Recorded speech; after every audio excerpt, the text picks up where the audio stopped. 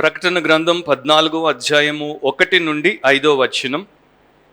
Revelation chapter 14 versus 1 through 5. ప్రకటన గ్రంథం 14వ అధ్యాయం 1 నుండి 5వ వచనం వరకు నేను చదువుతుండగా మీరు మీ బైబిల్స్లో గమనించండి. మరియు నేను చూడగా, ఇదిగో ఆ గొర్రెపిల్ల సియోను పర్వతం మీద నిలవబడి ఉండెను. ఆయన నామమును ఆయన తండ్రి నామమును నొసల్లయందు లిఖింపబడి ఉన్న 144,000 మంది ఆయనతో కూడా ఉండిరి. మరియు విస్తారమైన జలముల ధ్వనితోనూ గొప్ప ఉరుము ధ్వనితోనూ సమానమైన ఒక శబ్దము పరలోకములుండి రాగా వింటిని. నేను వినిన ఆ శబ్దము వీణలు వాయించుచున్న వైనికుల నాదమును పోలినది. వారు సింహాసనము ఎదుటను ఆ 4 జీవుల ఎదుటను పెద్దల ఎదుటను ఒక క్రొత్త కీర్తన పాడుచున్నారు. భూలోకములో నుండి కొనబడిన ఆ 144,000 మంది తప్ప మరి ఎవరునూ ఆ కీర్తన నేర్చుకొన జాలరు.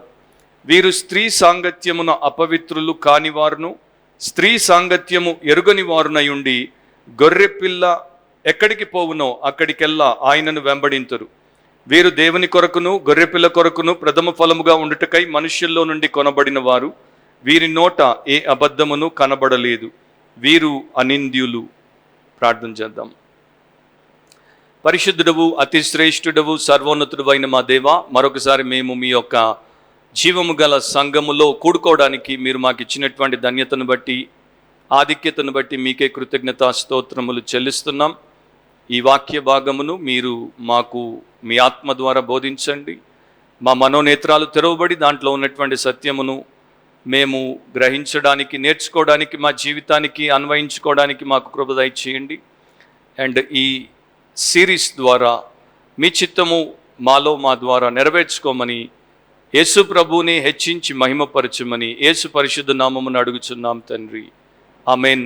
కూర్చోండి. అండ్ దేవుడి వాక్యాన్ని భయముతో, భక్తితో, శ్రద్ధతో, ఆసక్తితో వినాల్సిందిగా కోరుతున్నాను.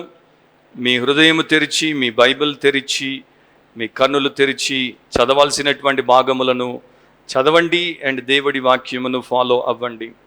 ఈరోజు రెవల్యూషన్ సిరీస్ 29 పార్ట్ 29 ప్రకటన గ్రంథం సిరీస్లో 29వ భాగంలోనికి వచ్చాం. 14వ అధ్యాయము మొదటి 5 వచనాలను మనకున్న సమయంలో క్లుప్తంగా ధ్యానిస్తాము. అండ్ ఇక్కడ గతంలో కొన్ని వారాలుగా మనము దుఃఖకరమైన, వేదనకరమైన, భయంకరమైన, నిరాశాజనకమైనటువంటి విషయములను ధ్యానిస్తూ వచ్చాం. ముఖ్యంగా 12వ అధ్యాయం, 13వ అధ్యాయాలు ధ్యానించినప్పుడు అక్కడంతా కూడా మనకు మోసమే కనబడుతోంది, అక్కడంతా కూడా మనకు మాలిన్యమే కనబడుతోంది, అక్కడంతా కూడా మనకు అంధకారమే కనబడుతోంది, అక్కడంతా కూడా మనకు అంటే దుర్మార్గకరమైనటువంటి నాశనమే కనబడుతోంది. ఎందుకంటే అక్కడంతా కూడా మనకు సాతాను యొక్క ఏజెంట్లైనటువంటి క్రీస్తు విరోధి, ఆ అబద్ధ ప్రవక్త వారు చేసినటువంటి, భూలోకంలో వారు చేసినటువంటి దురాగతాల గురించి దేవుడు ఏదైతే నమోదు చేయించాడో వాటి గురించి మనం ధ్యానిస్తూ వచ్చాం. సో ఈ భయంకరమైనటువంటి విషయములను గురించి మనం తెలుసుకున్న తర్వాత యోహాను భక్తుడు ఏం చేస్తాడంటే సడన్గా తన యొక్క ఫోకస్ని షిఫ్ట్ చేస్తాడు, ఆయన దృష్టిని మారుస్తాడు. ఈ నిరాశాజనకమైనటువంటి వాటి నుండి నిరీక్షణతో కూడుకున్నటువంటి అంశం వైపు దృష్టిని తిప్పుతాడు. ఈ దైవ విరోధమైనటువంటి శక్తుల నుండి ఇక ఫోకస్ని దేవుని యొక్క ప్రియ కుమారుడు, మన రక్షకుడు, ప్రభు అయినటువంటి యేసుక్రీస్తు మీదికి, ఆయన ఏర్పాటు చేసుకున్నటువంటి పరిశుద్ధులు, ముఖ్యంగా 144,000 మందికి వారి యొక్క విషయాలను మనం తెలుసుకోవడానికి 14వ అధ్యాయంలో మన దృష్టిని తిప్పుతాడు. సో ఒక రకంగా చెప్పాలంటే ఇంతవరకు అంతా కూడా మబ్బులు కమ్ముకుని ఉన్నాయి, అంతా కూడా దట్టమైనటువంటి కారు చీకటి, దాంట్లో ప్రయాణం చేస్తున్నటువంటి మనకు సడన్గా మబ్బులన్నీ కూడా వెళ్ళిపోయాయి. అకస్మాత్తుగా ఆకాశం మధ్యలో నుండి సూర్యరశ్మి సంపూర్ణమైనటువంటి వెలుగులో, అంటే ఫుల్ బ్లాస్ట్లో ఎలా వస్తే మనము చాలా గొప్పగా సేద తీరుతామో, ఎలా మనము మరలా సంతోషిస్తామో, అలా 14వ అధ్యాయంలో చాలా అద్భుతమైనటువంటి రీతిలో ఈ భాగాన్ని దేవుడు రాయించాడు. ఇక సాతాను మీద కాదు మన దృష్టి ఉండేది, దేవుడి యొక్క గొర్రెపిల్ల మీద, అబద్ధ ప్రవక్త లేకపోతే క్రీస్తు విరోధి మీద కాదు మన దృష్టి ఉండేది. దేవుడి పట్ల నమ్మకంగా నిష్ట కలిగి ఆయనతో నిలిచి ఆయనతో నడిచినటువంటి 144,000 మంది మీద, దుష్టత్వం మీద జయము అండ్ నీతి యొక్క సామ్రాజ్యము, దేవుడే తుదికి గొప్ప విజయాన్ని సాధిస్తాడు, ఘన విజయం సాధిస్తాడు, ఆయనే విజేతగా నిలుస్తాడు అనేటువంటి విషయాన్ని ఇక్కడ మనకు జ్ఞాపకం చేస్తున్నాడు. సో నా టైటిల్ ఏంటంటే the victorious ones, the victorious ones, విజేతలు అని చెప్పొచ్చు తెలుగులో, విజేతలు. సో అలాంటి వారి గురించి ఇక్కడ రాయబడినటువంటి కొన్ని విషయాలు మనకు ఈరోజు చాలా చాలా బలాన్ని అండ్ బుద్ధిని రెండు కూడా దయచేస్తాయని, మన భక్తిలో మనల్ని బలపరుస్తాయని నేను ఆశిస్తున్నాను. మొదటి విషయాన్ని మీరు గమనిస్తే 1వ వచనంలో, మరియు నేను చూడగా ఇదిగో ఆ గొర్రెపిల్ల సియోను పర్వతం మీద నిలవబడి ఉండెను. సో గొర్రెపిల్ల గురించి మాట్లాడుతున్నాడు అండ్ ఆయన నిలబడినటువంటి స్థానం గురించి మాట్లాడుతున్నాడు. ఇది ఒక దర్శనము. భవిష్యత్తులో మహాశ్రమల కాలం తర్వాత యేసుక్రీస్తు అనేటువంటి దేవుని గొర్రెపిల్ల సియోను పర్వతం మీద నిలువబడి ఉండుటను భక్తుడైనటువంటి యోహాను దర్శనం ద్వారా చూశాడు గనుక దాని గురించి ఆయన రాస్తున్నాడు. సో గొర్రెపిల్ల అనగానే ప్రకటన గ్రంథంలో, నూతన నిబంధనలో, మరి ముఖ్యంగా యోహాను సువార్తలో మనందరికీ తెలిసినటువంటి విషయం ఏంటంటే, ఇదిగో లోక పాపమును మోసుకొని పోవు దేవుని గొర్రెపిల్ల. పాత నిబంధన సమయంలో వారు గొర్రెలను, ఎడ్లను అండ్ రకరకాల జీవులను దేవుడు దేన్నైతే అనుమతించాడో వాటిని వారు బలిగా అర్పించి వారి పాపాన్ని కప్పుకునేవారు. నూతన నిబంధనలో సర్వలోకము యొక్క పాప క్షమాపణ కొరకు వారిని పాపము నుండి కడిగి వేరు చేసి వారిని దేవుడి కొరకు కొనట కొరకు దేవుడు తన కుమారుడైనటువంటి యేసుక్రీస్తునే లోకానికి నిష్కలంకమైనటువంటి గొర్రెపిల్లగా పంపాడు. ఆయన శిలువ కార్యాన్ని చేశాడు, ఆయన పరలోకానికి ఆరోహణమయ్యాడు అండ్ ఆయన త్వరలో తిరిగి రారాజుగా భూలోకం మీద తన రాజ్యాన్ని స్థాపించడానికి రాబోతున్నాడు. అండ్ ఆ సన్నివేశం అన్నమాట మౌంట్ జాయన్, సియోను కొండ లేకపోతే సియోను పర్వతం మీద ప్రభు నిలబడున్నాడు. ప్రకటన గ్రంథం 12వ అధ్యాయము 17వ వచనాన్ని మీరు తెలుగు బైబిల్లో గమనిస్తే అక్కడ ఏమని ఉంటుంది, ఘట సర్పము లేక అపవాది లేక సాతాను అనువాడు ఎక్కడ నిలబడ్డాడు? సముద్ర తీరమున నిలబడ్డాడు. సముద్ర తీరంలో ఏముంటుంది? ఇసుక ఉంటుంది. సాతాను యొక్క గ్రౌండ్ ఏంటి? Sand. Satan is standing on the sand, shifting sand, కదిలిపోయేటువంటి స్థిరత్వం లేనటువంటి ఇసుక మీద పట్టు లేకుండా సాతాను నిలబడ్డాడు. కొంతకాలం నిలబడతాడు, తర్వాత పోతాడు. కానీ ఇక్కడ ప్రభు అయినటువంటి యేసుక్రీస్తు సియోను పర్వతం మీద, సియోను కొండ మీద అంటే బండ మీద ఆయన నిలువుగా నిటారుగా నిలబడ్డాడు. దాంట్లో కూడా దేవుడు మనకు ఒక సంకేతాన్ని ఇస్తున్నాడు, వీడు అశాశ్వతము అండ్ ఈయనే శాశ్వతం. సాతాను నిత్యము ఆ యొక్క అగ్నిగంధకాలతో మండే గుండములో శిక్షకు గురవుతాడు, కానీ లోకంలో వాడికి శాశ్వతమైనటువంటి స్థానము, శాశ్వతమైనటువంటి అధికారము లేవు అని ప్రభు మనకు చూపిస్తున్నాడు. సో ఈ సియోను పర్వతం గురించి ఒక అభిప్రాయ భేదం ఉంది. కొంతమంది దీన్ని పరలోకంలో ఉన్నటువంటి సియోను పర్వతము అని భావిస్తారు. దాని వెనకాల ఒక ఉద్దేశం ఉంది.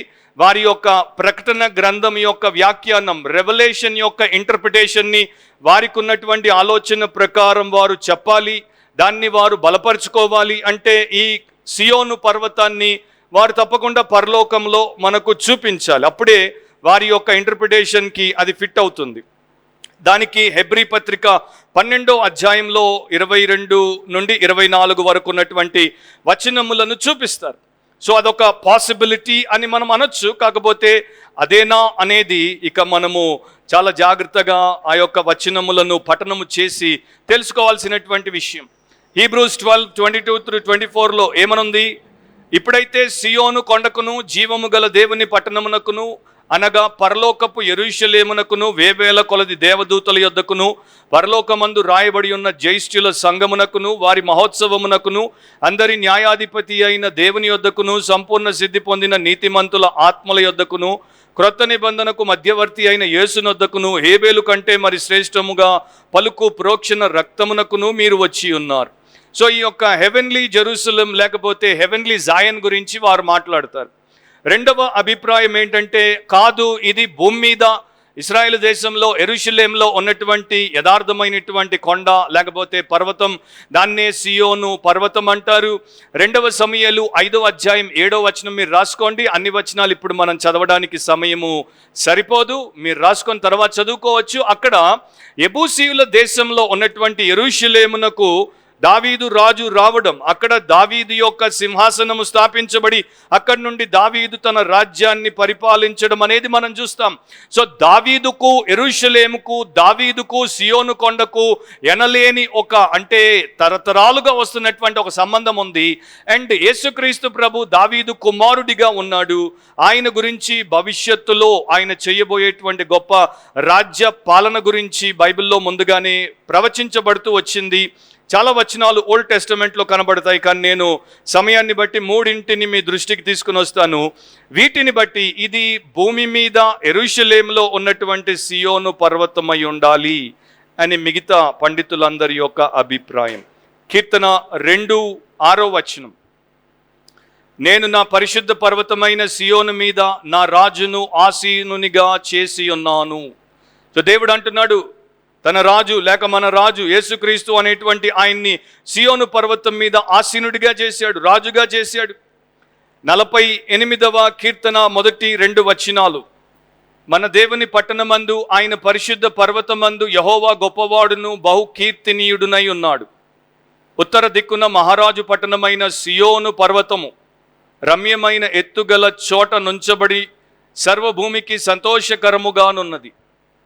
యెషయా గ్రంథము 24:23 చంద్రుడు వెలవెలబోవును, సూర్యుని ముఖము మారును, సైన్యములకు అధిపతియగు యెహోవా సియోను కొండ మీదను యెరూషలేములోను రాజగును, పెద్దల ఎదుట ఆయన ప్రభావము కనబడును. ఇంకా అనేకులు ప్రవక్తల ద్వారా దేవుడు ఈ విషయాన్ని రాయించాడు. సో వీటన్నిటిని బట్టి మనం ఇక్కడ చూసేటువంటి సన్నివేశం ఏంటంటే, ఈ మహాశ్రమల కాలం తర్వాత ప్రభు అయిన యేసుక్రీస్తు 1000 ఏళ్ల పాలనకు సంబంధించినటువంటి ఒక దృశ్యాన్ని ఈ భక్తుడు చూస్తున్నాడు. కనుక ఆయనతో పాటు మహాశ్రమల్లో నుండి సురక్షితముగా బయటకు వచ్చినటువంటి 144,000 మంది నిలువబడి ఉండడం చూస్తున్నాడు. కనుక ఇది మోస్ట్ ప్రాబబ్లీ భూమి మీద ఉన్నటువంటి సియోను పర్వతమై ఉండాలి అని మిగతా వారి యొక్క అభిప్రాయము. అండ్ నేను కూడా మోస్ట్ ఆఫ్ ద టైం నాకున్నటువంటి బిబ్లికల్ అండర్స్టాండింగ్ని బట్టి అదే అయి ఉంటుంది అని భావిస్తున్నాను. బహుశా ఇంకా దేవుడు నాకు మరి రాబోయేటువంటి దినాల్లో ఇంకా స్పష్టతనిస్తే అప్పుడు ఇంకా నేను గట్టిగా చెప్పగలను. కానీ మోస్ట్ ప్రాబబ్లీ ఇది భూమి మీద ఉన్నటువంటి యెరూషలేములో ఉన్న సియోను కొండ. ఒక సేవకుడు ఈ రకంగా చెప్పాడు, క్రీస్తు విరోధితో కొంతకాలం మనము ఏలుట కన్నా యేసు క్రీస్తుతో శాశ్వత కాలం ఏలుటయే మంచిది కదా. ఎందుకంటే క్రీస్తు విరోధి యొక్క పరిపాలన ఎంతకాలం ఉంటుందో బైబిల్లో మనకు రాయబడింది. వాడి యొక్క అథారిటీ ఒక టైం అండ్ ఒక లిమిటేషన్తో ఉంది అనేది మనకు తెలుసు. కనుక అలాంటి వాడితో మనం ఎలా జతగడతాం, అలాంటి వ్యక్తితో మనం ఎలా ఉండి దేవుడికి విరోధులముగా మారుతాం. కనుక యేసు ప్రభు కొరకే మనం నిలబడితే శాశ్వతమైనటువంటి ఆయన రాజ్యంలో మనం ఉంటాం. ఇంకో భక్తుడు అంటాడు, ఆ గొర్రెపిల్లను ఆరాధించుట ఎంత శ్రేష్టము, ఎందుకంటే ఆయన మనకు ప్రశంసనిస్తాడు, ప్రతిఫలమునిస్తాడు. ఈ క్రీస్తు విరోధిని, ఈ ప్రతిమను ఆరాధించుట ఎంత చెడ్డది అంటే వాడి ద్వారా మనం మోసపోతాము అండ్ ఆ తరువాత వాడు మనల్ని నాశనానికి తీసుకుపోతాడు.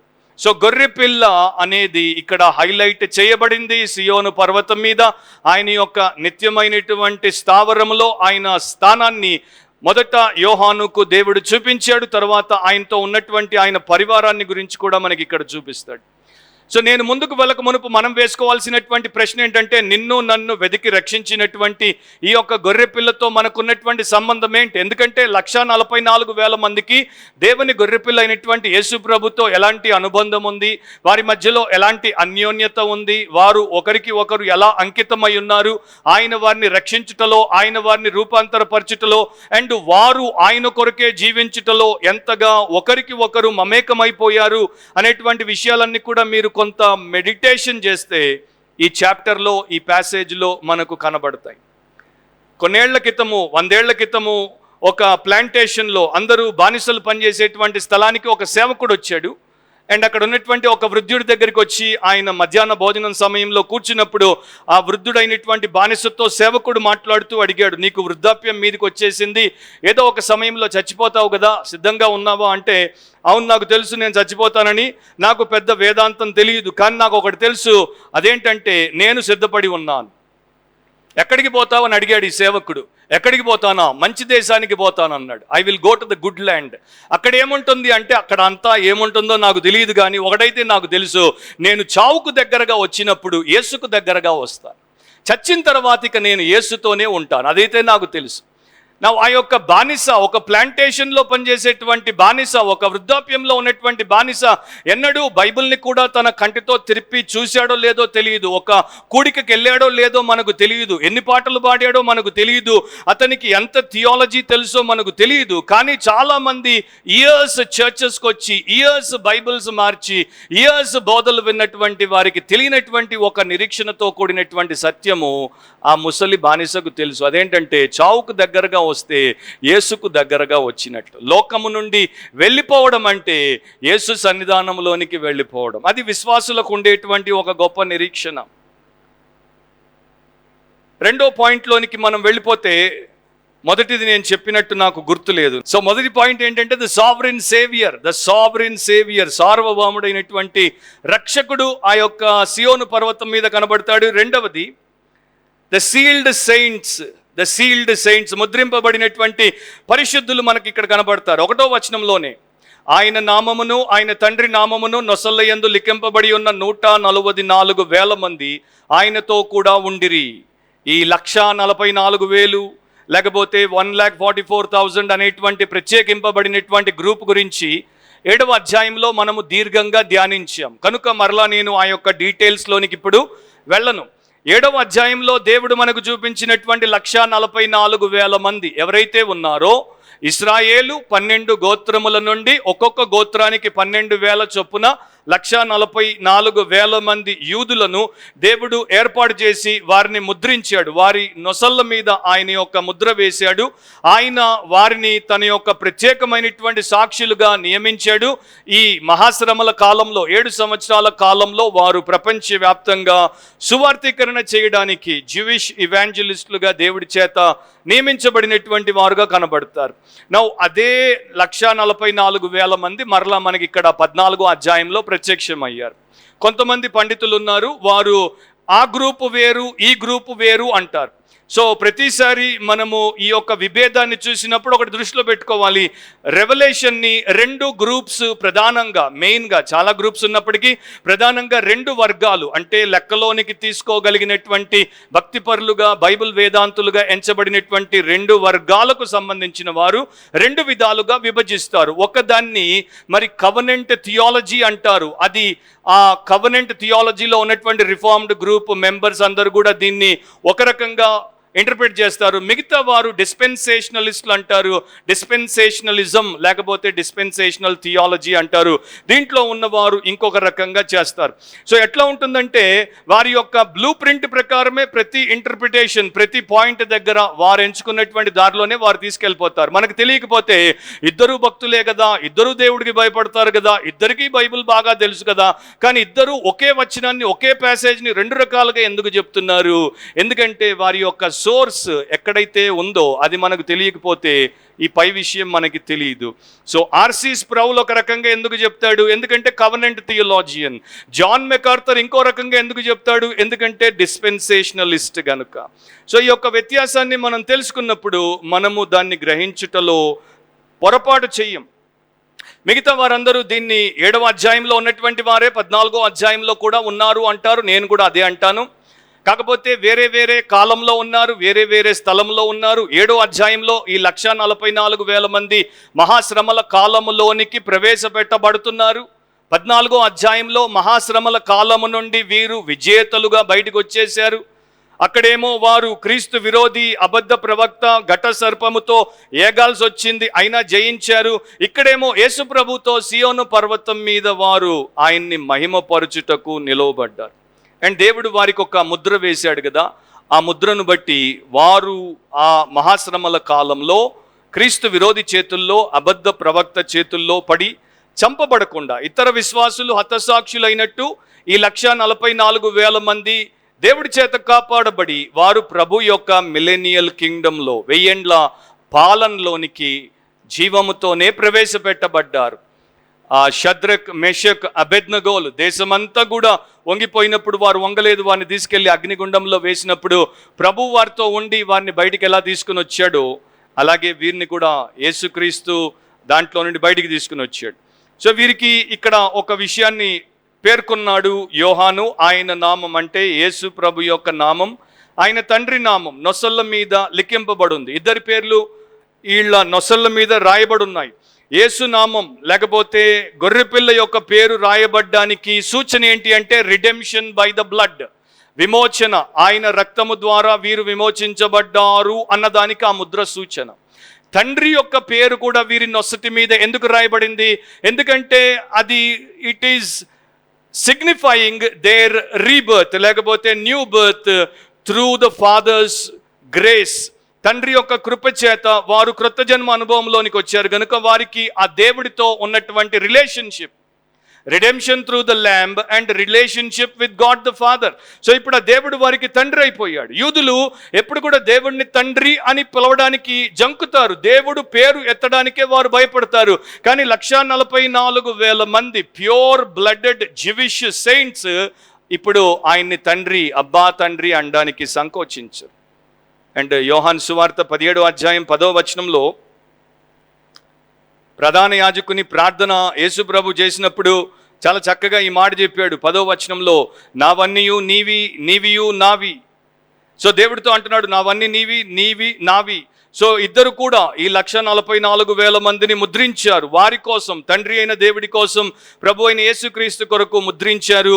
తమ వారిగా లోకంలో వారిని ప్రతినిధులుగా పెట్టేశారు. మనకి తెలుసు, గతంలో 7th చాప్టర్లో నేను చెప్పాను సీల్ గురించి మాట్లాడినప్పుడు, అది ఓనర్షిప్కి అంటే దాని మీద ఎవరు యజమాని, అది ఎవరి సొంతం అనేది సూచించడానికి, రెండవది ప్రొటెక్షన్కి, సంరక్షణకి అది సూచనగా ఉంది అనేది కూడా మనం చూసాం. 13వ అధ్యాయంలో ఈ బీస్ట్ యొక్క మార్క్ అంటే మృగము యొక్క ముద్ర ఎవరి మీద అయితే పడుతుందో వారందరూ కూడా మృగ సంబంధులు, అంటే వారందరూ కూడా they all belong to the beast and they will live under the rule of the beast అనేది మనం చూసాం. ఆ ముద్ర ఉంటేనే వారు బతకగలరు, ఆ ముద్ర ఉంటేనే వారు కొనుక్కోగలరు, అమ్ముకోగలరు అండ్ జీవితాన్ని సాగించగలరు అనేది మనం చూసాం. సో ప్రపంచం అంతటికి వీరు మృగ సంబంధులు అని ఎలా తెలుసో అలాగే వీరు దేవుని సంబంధులు అని వారి యొక్క నొసటి మీద ఉన్నటువంటి ఈ పేర్లను బట్టి లోకము తెలుసుకుంటుంది. చార్ల్స్ స్పర్జన్ ఒక చక్కని మాట రాశాడు దీని గురించి. ఆయన అంటాడు, వారి నొసళ్ళ మీద తండ్రి యొక్క పేరు అండ్ ఆయన యొక్క పేరే ఉంది, ఇంకేమి లేదు అక్కడ బి అని లేదు బ్యాప్టిస్టులు అని ఉండడానికి, డబ్ల్యూ అని లేదు వెస్లియన్లు అని ఉండడానికి, ఈ అని లేదు ఎస్టాబ్లిష్డ్ చర్చ్ అని ఉండడానికి. అక్కడ ఎవ్వరికి మరి ఇంకొక పేరే కనపడదు. అక్కడ కనపడేది ఏంటంటే గొర్రెపిల్ల పేరు అండ్ తండ్రి అయినటువంటి దేవుని పేరు. అండ్ స్పర్జన్ అంటాడు, మరి మనము మన నొసటి మీద దేవుడి పేరు, ఆయన యొక్క కుమారుడు రక్షకుడైన యేసు పేరే కలిగి ఉన్నప్పుడు ఎందుకు లోకంలో బతికినప్పుడు మన యొక్క శాఖ, మన డినామినేషన్ గురించి ఇంత ఫస్ చేస్తామంటే, ఇంత ఎందుకు మొర్ర పెట్టుకుంటుంటాం, మొత్తుకుంటుంటాం? చాలామంది మేము లూథరన్లము, మేము బ్యాప్టిస్టులము, మేము పెంటికోస్టోళ్ళము, మేము హెబ్రోనోళ్ళము, మేము ఎపిస్కోపాలియన్లము, మేము యాంగ్లికన్లము, మేము ప్రెస్బిటేరియన్లము, మేము ఇంకొకటి అని ఎందుకు చెప్పుకుంటారు?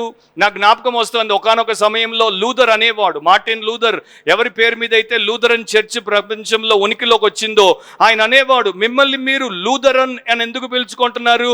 లూథర్ ఎవడు? మట్టి ముద్ద, ఈరోజు ఉంటాడు రేపు మట్టిలో కలిసిపోతాడు. లూథరన్ అని మిమ్మల్ని మీరు పిలుచుకోవద్దు, ఎప్పుడు మిమ్మల్ని మీరు క్రిస్టియన్ అని పిలుచుకోండి, ఎందుకంటే క్రైస్ట్ యొక్క మార్క్ మీ మీద ఉంది. లూథర్ స్థాపించినటువంటి మహానాయకుడి యొక్క మాట ఆయన అనుసరించేటువంటి వారు పాటించట్లేదు అని మనకు 500 ఏళ్ల తర్వాత కూడా అర్థమైపోయింది. సో స్పర్జన్ అంటాడు, పరలోకంలోనికి మీరు ఒకవేళ ప్రవేశించగలిగితే, అక్కడ ఉన్నటువంటి దూతను ఒకవేళ మీరు ప్రశ్నించగలిగితే, లోపల బీలు ఉన్నారా అంటే లేరు అంటాడు, లోపల డబ్ల్యూలు ఉన్నారా అంటే లేరు అంటాడు, లోపల ఈసీలు ఉన్నారా అంటే లేడు అంటాడు. మరి ఎవరున్నారు అంటే గొర్రెపిల్ల రక్తంలో కడుగబడినటువంటి ఆయన యొక్క తండ్రి యొక్క ముద్రతో ముద్రింపబడినటువంటి వారే ఉన్నారు. సో నా ప్రియ సహోదరి సహోదరులారా, అలాంటి ముద్ర మనకుందా? ఒక సేవకుడు అంటాడు, ఈ యొక్క Mudra badge of blessedness, ధన్యమైనటువంటి Mudra. మీ జ్ఞాపకం ఉండాలి, 7 సంఘాలకు 7 పత్రికలు పంపినప్పుడు 3వ అధ్యాయం 12వ వచనంలో ప్రభు చెప్పినటువంటి మాటలు మనం ధ్యానించాం. జయించు వానిని నా దేవుని ఆలయంలో ఒక స్తంభముగా చేసేదను, అందులో నుండి వాడు ఇక మీదట ఎన్నటికిని వెలుపలికి పోడు. మరియు నా దేవుని పేరును పరలోకంలో నా దేవుని వద్ద నుండి దిగి వచ్చుచున్న నూతనమైన యెరూషలేమును నా దేవుని పట్టణపు పేరును నా క్రొత్త పేరును వాని మీద రాసేదను. జయించేవాడి నొసటి మీద దేవుని పేరు అండ్ యేసు పేరు, ప్రభు పేరు ఉంటుందని అప్పుడే చెప్పాడు. సో ఈ 1,44,000 మంది జయంతో బయటికి వచ్చారు. నాకు గుర్తు, ఈ ఇల్లస్ట్రేషన్ నేను గత 5-6 సంవత్సరాల క్రితం ఎప్పుడో మన చర్చ్లో చెప్పినట్టు గుర్తు. కాకపోతే మరొకసారి చెప్తాను, ఎందుకంటే అది చాలా మరి నన్ను ఎంతో ఆలోచింపజేసినటువంటిది. డడ్లీ టింగ్ అనే ఒక మంచి ప్రముఖ కూడిక, యవనస్తుల కూడిక పెడితే 5,000 మంది యవనస్తులు వచ్చారు, పురుషులే. వారికి ఆయన ఆ రోజు వాక్య పరిచయం చేస్తే 1000 మంది ప్రభు అయిన యేసు వైపు వారి హృదయాలు తెరవబడి తిరిగారు, రక్షించబడ్డారు. ఆ నెక్స్ట్ డే ఉదయము ఆయన తన తండ్రి యొక్క ఫామ్కి వెళ్ళాడు. అక్కడ వారు కార్న్ని, అంటే ఈ యొక్క మొక్కజొన్నను దుల్లగొడుతుంటే పనివారు పనిచేస్తుంటే ఆయన చూస్తున్నాడు. వారు తెచ్చుకొని వచ్చి యంత్రాల్లో వేసి దాన్ని చేస్తున్నప్పుడు ఆయన యంత్రం పక్కనే నిలబడి కొంత అజాగ్రత్తతో ఉండడం చేత ఆయన యొక్క జాకెట్ని యంత్రం లాగేసింది. ఆయన యొక్క చెయ్యి దాంట్లోకి పోయి తునాతునకలైపోయింది. విస్తృతంగా రక్త ప్రసరణ జరిగిపోయింది. ఆ టైంలో ఇప్పుడున్నటువంటి అంబులెన్సులు, ఐసీయూలు, ఇలాంటి మెడికల్ ఫెసిలిటీలు లేవు. యవనస్తుడైనటువంటి డడ్లీని తండ్రి రక్షించుకునే ప్రతి ప్రయత్నం చేశాడు. రక్తం ఎక్కువ వెళ్ళిపోయింది, బతకడం డాక్టర్లు చెప్పేశారు. సో తండ్రి అన్నాడు, ఈరోజు సాయంత్రం మళ్ళా 1000 మంది యవనస్తులు నీవు చెప్పే వాక్య పరిచయం వినడానికి వస్తారు, వారికి ఏం చెప్పాలి అని అన్నప్పుడు ఒకే ఒక లైన్ చెప్పాడు ఆయన చచ్చిపోయే ముందు. ఆయన ఏమన్నాడు? Tell the people to stand up for Jesus Christ. యేసు క్రీస్తు కొరకు నిలబడమని ఆ మనుషులతో చెప్పు నాన్న. అండ్ ఆ రోజు సాయంత్రం 1000 మంది వచ్చారు. YMCA అసెంబ్లీ హాల్ అంతా ప్యాక్ అయిపోయింది. మరి ఇతడొచ్చి బోధిస్తాడు అనుకున్నప్పుడు ఈ యొక్క మరి చెడ్డ వార్త వచ్చింది, ఆయన చచ్చిపోయాడు. కానీ ఆయన తండ్రి నిలబడి చెప్పాడు, చచ్చిపోయే ముందు ప్రపంచానికి మీకు అందరికి ఇచ్చినటువంటి ఆయన యొక్క తుది అండ్ తీవ్రమైనటువంటి సందేశం ఏంటంటే, stand up for Jesus Christ. యేసుక్రీస్తు కొరకు నిలబడండి. ఆ సభలో జార్జ్ డుఫీల్డ్ అనే ఒక వ్యక్తి దాన్ని విన్నాడు. ఆయన దాన్ని రాసుకున్నాడు. ఆయన ఇంటికి వెళ్ళిపోయిన తర్వాత ఆయన దాని గురించి దీర్ఘంగా ఆలోచించి ఒక ఆంగ్ల గేయాన్ని రాశాడు. క్రైస్తవ లోకమంతా కూడా 100 ఏళ్లుగా పాడుకున్నటువంటి పాట స్టాండ్ అప్ ఫర్ జీసస్. చాలా అద్భుతమైనటువంటి పాట, నన్ను ఎంతగానో ప్రభావితం చేసినటువంటి పాట. నిలబడు, యేసు కొరకు నిలబడు, ఓ సిలువ సైనికులారా నిలబడండి. ఆయన యొక్క రాజరికపు జెండాను పైకెత్తండి, అది ఎప్పుడూ నష్టపోకుండా చూసుకోండి. ఆయన తన సైన్యాన్ని జయము నుండి అధిక జయానికి నడిపిస్తాడు, ప్రతి శత్రువును ఓడిస్తాడు, తుదికి క్రీస్తే ప్రభువుగా నిలుస్తాడు. కనుక యేసుతో నిలబడండి, లోకంతో నిలబడకండి, బంధువులతో నిలబడకండి, మీ పాపపు ఆలోచనలతో నిలబడకండి, యేసుతో నిలబడండి. ఎందుకంటే ఆయనే సృష్టికర్త, ఆయనే సంధానకర్త అండ్ ఆయనే రేపు సార్వభౌముడిగా సర్వలోకాన్ని నిత్యకాలం అంతము లేని యుగాలు పాలిస్తాడు. కాబట్టి ఎవరు నిలబడతారు? 1,44,000 మంది సియోను పర్వతం మీద యేసుతో నిలబడ్డారు, ముద్రింపబడ్డారు. అంత మాత్రమే కాదు, యేసుతో నిలబడ్డారు. దాని తర్వాత ఇంకొక పాయింట్ కూడా దేవుడు ఇక్కడ చూపిస్తాడు. వారు ఇంకోటి కూడా ఏం చేస్తారో మనకు ఆయన నేర్పిస్తాడు. సో ఇక్కడ పాయింట్ ఏంటంటే, those who stand with Jesus are the ones who will stand up for Jesus. యేసుతో నిలబడేటువంటి వారు యేసు కొరకు నిలబడతారు, ఏ పరిస్థితిలోనైనా నిలబడతారు. మొహమాటాలు ఉండవు, సెంటిమెంట్లు ఉండవు, వాడేమనుకుంటాడు, ఈమెమనుకుంటుంది, వాళ్ళు మమ్మల్ని ఏమంటారు, ఇవేవి ఉండవు. యేసుతో నిలబడ్డానా లేనా అన్నదే వారి యొక్క ఆలోచన, అన్నదే వారి యొక్క ధ్యాస, అదే వారి జీవిత లక్ష్యం. మీకు ఇక్కడ తెలియకపోతే నన్ను చూసైనా తెలుసుకోండి. నేను మీకు ఒక లివింగ్ ఎగ్జాంపుల్ని. నాకు మా ప్రపంచంలో ఏ మనిషి అన్నా లెక్కలేదు. తల్లి, తండ్రి, తోబుట్టువు, భార్య, బిడ్డ ఎవ్వరు లెక్కలేదు. ఒకే ఒక ప్రశ్న నా ముందు ఎవ్రీడే ఉంటుంది, యేసుతో నిలబడ్డానా లేదా? యేసుతో నిలబడి వారు నాతో ఉంటే ప్రైజ్ ద లార్డ్. కానీ యేసు ఒక పక్క నుండి వారు ఒక పక్కన ఉంటే నేను రెండవ క్వశ్చన్ కూడా వేయకుండా, రెండవ థాట్ కూడా చేయకుండా యేసు సైడ్ నిలబడతాను. సో మీ పాస్టర్ ఎలాంటి వాడో మీకు తెలిసినప్పుడు, మీ మాస్టర్ ఎలాంటి వాడో మీకు తెలిసినప్పుడు, మీకు చాలా సులువుగా ఎలా నిలబడాలి, ఎటువైపు నిలబడాలి అనేది అర్థమైపోవాలి. 3వ పాయింట్లోకి వెళ్దాం. ద స్పెషల్ సాంగ్ 2-3 వచనాలు. మరియు విస్తారమైన జలముల ధ్వనితోనూ గొప్ప ఉరుము ధ్వనితోనూ సమానమైన ఒక శబ్దము పరలోకములో నుండి రాగా వింటిని. నేను వినిన ఆ శబ్దము వీణలు వాయించుచున్న వైనికుల నాదమును పోలినది. వారు సింహాసనం ఎదుటను ఆ 4 జీవుల ఎదుటను పెద్దల ఎదుటను ఒక క్రొత్త కీర్తన పాడుచున్నారు. భూలోకంలో నుండి కొనబడిన ఆ 144,000 మంది తప్ప మరి ఎవరును ఆ కీర్తన నేర్చుకొన జాలరు. చాలా విషయాలు ఉన్నాయి అక్కడ, కానీ నేను జస్ట్ బ్రీఫ్గా టచ్ చేసుకుంటూ వెళ్ళిపోతాను. 3 ఫ్రేసెస్ వాడాడు. లైక్ లైక్ లైక్ అంటే అలా అలా అలా. ఒకటేమో ఆ యొక్క స్వరం, పరలోకం నుండి స్వరం వినబడింది.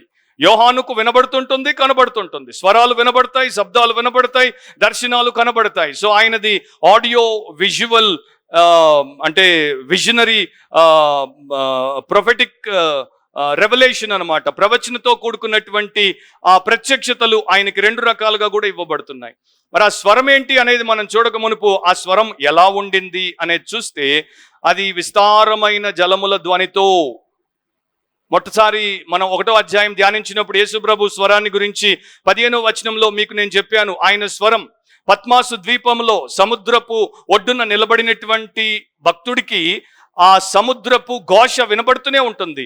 ఇక యేసు ప్రభు మహిమలో ప్రత్యక్షమై ఆయనతో మాట్లాడినప్పుడు ఆయన స్వరము విస్తారమైన జలముల ధ్వనిలాగా ఉంది అని అంటాడు.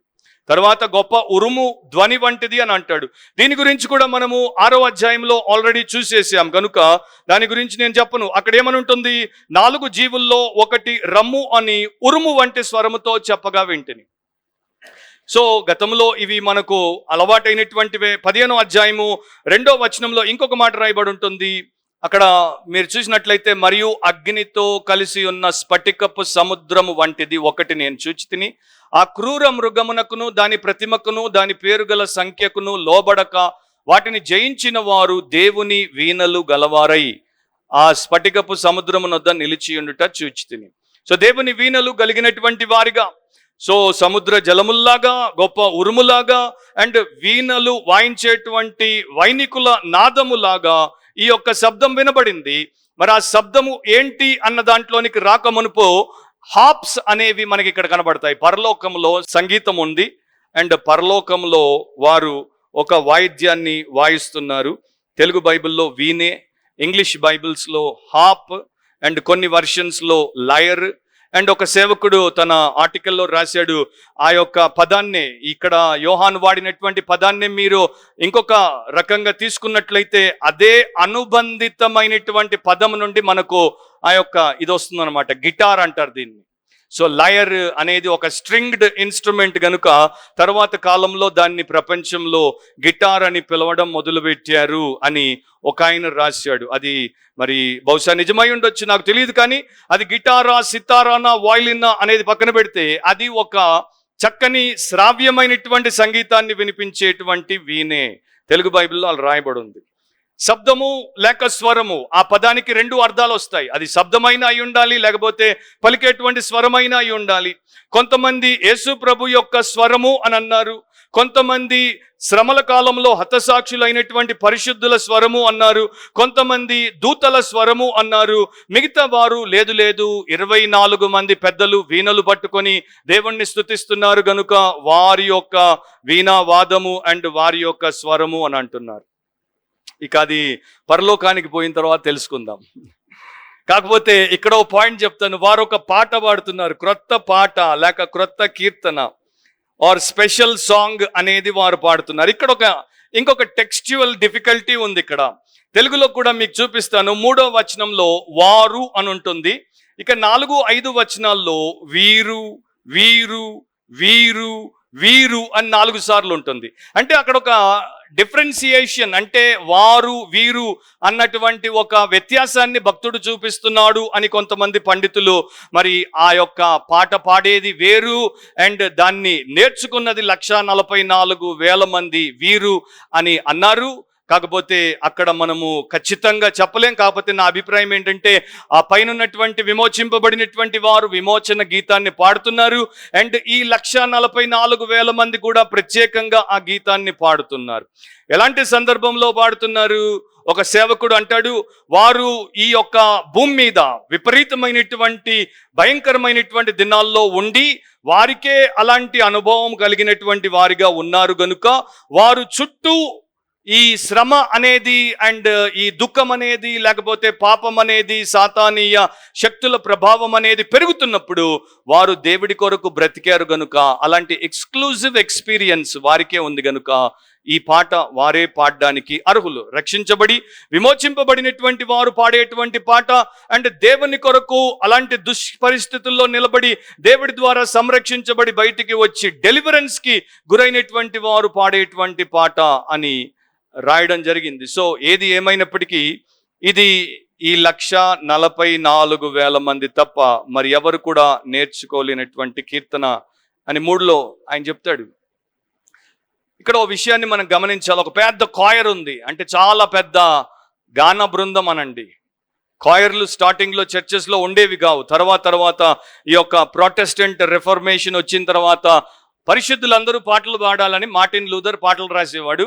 అండ్ ఆ పాటల్ని చక్కని బాణీలు కట్టేసి ప్రపంచంలో ఉన్నటువంటి ప్రతి ఒక్కడు, పండితుడు పామరుడు ఎవడైనా సరే పాడుకోవడానికి ఆ పాటల్లో వేదాంతాన్ని పెట్టేసి పాడించి వారిని బైబిల్ వైపు నడిపించడానికి ఆయన మంచి ఉద్దేశంతో చేశాడు. తర్వాత ఇక కాయర్లు వచ్చాయి. కాయర్లు వచ్చిన తర్వాత ఇప్పుడున్నటువంటి సింగర్లు చాలా మంది వచ్చేసారు. ఇప్పుడు సింగింగ్ ఒక పెద్ద మినిస్ట్రీ, దాన్ని బట్టి దేవుడికి స్తోత్రం. మ్యూజిక్ ఒక పెద్ద మినిస్ట్రీ, దాన్ని బట్టి దేవుడికి స్తోత్రం. కాయర్ డైరెక్టర్లు, స్పెషల్లీ ట్రైన్డ్ పీపుల్, దాన్ని బట్టి దేవుడికి స్తోత్రం. ఇవన్నీ కూడా ఏదైనా సరే సరిగ్గా వాడబడితే శ్రేష్టం, ఏదైనా సరిగ్గా వాడబడితే శ్రేయస్సు. కానీ ఏదైనా దుర్వినియోగం అవుతుంది కదా. సో ఈ రోజున కాయర్స్లో అండ్ ఇలాంటి మ్యూజిషియన్స్ సింగర్స్లో లేనటువంటిది ఈ 1,44,000 మంది ప్రత్యేకింపబడిన పరిశుద్ధుల్లో ఉన్నటువంటిది ఇక్కడ మనకు 4-5 వచనాల్లో దేవుడు చూపిస్తాడు. దాంట్లోనికి నేను వెళ్ళక మునుపు ఒక మాట నేను మీకు చెప్తాను. వీరు ప్రభువుతో అనుబంధం కలిగినటువంటి వారు కనుక ఎవరైనా సరే దేవుడి కోసం పాడతాను, వాయిద్యం వాయిస్తాను అంటే మొదట వేసుకోవాల్సినటువంటి ప్రశ్న, ఆ విమోచకుణ్ణి నేను ఎరుగుదునా? నేను విమోచించబడ్డానా? విమోచన అనుభవం నాకుందా? విమోచన గీతం పాడక మునుపు విమోచకుడు తెలియకపోతే, విమోచన అనుభవం లేకపోతే, నిన్ను అగ్నిలో నుండి బయటికి లాగినప్పుడు నీ ప్రాణం పోయేటువంటి పరిస్థితిలో కాలిపోతానేమో, ఎంత నొప్పేస్తుందో, బతికితే ఎన్ని దినాలు బాధపడాలో అనుకుంటున్నప్పుడు నిన్ను అగ్నిలో పడకుండా బయటికి లాగినప్పుడు, ఎవ్రీ టైం నీవు ఆ యొక్క అగ్ని ప్రమాదం గురించి మాట్లాడినప్పుడు అవుట్ ఆఫ్ ద బ్లూ మాట్లాడవు, అవుట్ ఆఫ్ ఎక్స్పీరియన్స్ మాట్లాడతావు, అనుభవం నుండి మాట్లాడతావు, మబ్బుల్లో కూర్చొని మాట్లాడు. అండ్ ఈ రోజున చాలా మంది మబ్బుల్లో కూర్చొని పాటలు పాడుతుంటారు. ఎందుకంటే విమోచకుడితో పరిచయం లేదు, విమోచకుడి యొక్క విమోచన అనుభవం లేదు, ఆయన యొక్క సన్నిధి ఏంటో వారికి వ్యక్తిగతంగా హృదయంలో అండ్ వారి యొక్క జీవితంలో తెలియదు. కానీ వాళ్ళు సింగర్లు అయిపోయారు, వారు మ్యూజిషియన్లు అయిపోయారు, వారు కాయర్ డైరెక్టర్లు అయిపోయారు. సో ఏమైపోయిందంటే అక్కడ దేవుడు లేకుండా వెళ్ళిపోయాడు. సో వీళ్ళందరూ ఎక్కడ పాడుతున్నారు? అది కూడా ఒక సందిగ్ధమైనటువంటి విషయం. ఇక్కడ ఉన్నటువంటి టెక్స్ట్ యొక్క డిస్క్రిప్షన్ని బట్టి వారు సింహాసనం ఎదుటున్నారు, 4 జీవులు ఎదుటున్నారు, పెద్దల ఎదుట కొత్త కీర్తన పాడుతున్నారు, కనుక వీరు ఖచ్చితంగా పరలోకంలోనే ఉన్నారు అని ఆ వర్గం వారు అంటారు. అండ్ ఇంకో వర్గం వారు అంటారు, కాదు వీరు ఆ ప్రభు అయినటువంటి యేసుక్రీస్తు యొక్క మిలేనియల్ కింగ్డంలో ఆయన ఎదుట సియోను పర్వతం మీద ఉన్నారు. వారు భూలోకం పరలోకం ఏకమైపోయింది, మమేకమైపోయింది.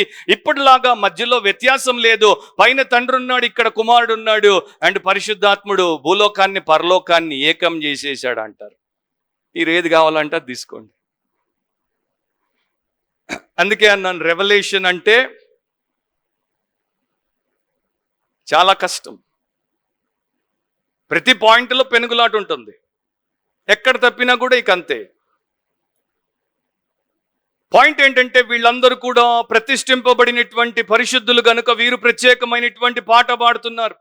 నూతన గీతాన్ని ఎప్పుడెప్పుడు పాడారు? ఒక వచనం నేను మీకు చెప్తాను, రాసుకోండి. 33వ కీర్తన 3వ వచనంలో వారు విమోచన లేకపోతే దేవుడు వారికి ఇచ్చినటువంటి రక్షణను బట్టి, సంరక్షణను బట్టి వారు వాయిద్యం వాయించి కొత్త గీతాన్ని పాడతారు.